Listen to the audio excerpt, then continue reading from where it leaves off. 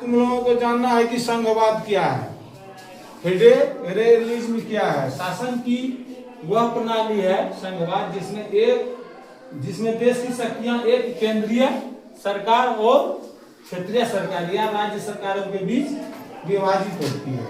कुछ शक्तियां ऐसा होता है जो दोनों में विभाजित होता है। ऐसे तो सब बहुत सारी शक्तियां केंद्र सरकार के पास होता है, लेकिन राज्य सरकार के भी पास कुछ अधिकार होता है। इसके विषय में भी बताएंगे कि राज्य क्या है। जब तुम लोग जानोगे कि राज्य देश में क्या अंतर है वो आगे बताएंगे।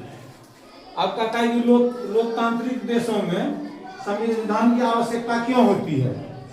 तो किसी लोकतांत्रिक देश को नियमों की एक ऐसी बुनियादी व्यवस्था इसमें संविधान की आवश्यकता होती है जो क्या करे कि समाज के लोगों के बीच आपसी तालमेल और समन्वय, सरकार के गठन और शक्तियों की सीमा, नागरिकों के मौलिक अधिकारों की सुरक्षा और एक न्याय संगत समाज के निर्माण को सुनिश्चित कर सके कि ऐसा समाज हो जहां किसी के साथ अन्याय नहीं हो और समाज के लिए जो उचित व्यवस्था है नहीं वो हो, सरकार का गठन हो और राज्य सरकार केंद्र सरकार दोनों के बीच समन्वय हो, फिर उस शासन का नागरिकों के साथ समन्वय हो।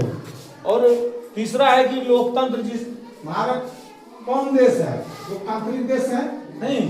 तो लोकतंत्र क्या कहता है, डेमोक्रेसी कहा जाता है कि डेमोक्रेसी जो है ना, अमेरिका के पूर्व राष्ट्रपति अब्राहम लिंकन ने कहा था कि लोकतंत्र जनता के द्वारा और जनता के लिए शासन है।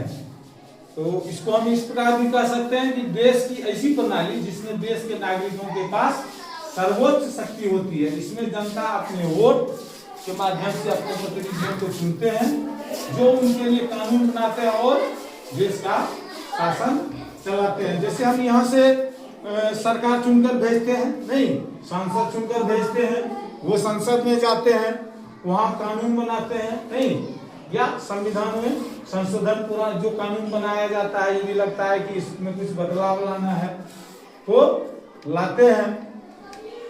तो वो हमारे द्वारा ही चुने जाते हैं ना, हम जिसको चुनते हैं इसीलिए क्या कहा जाता है इसको लोकतंत्र। जनता का जनता के द्वारा और जनता के लिए शासन है, जनता का है और जनता के द्वारा है। जनता ही प्रतिनिधियों को चुनती है और फिर वह जो नियम कानून बनाता है वही शासन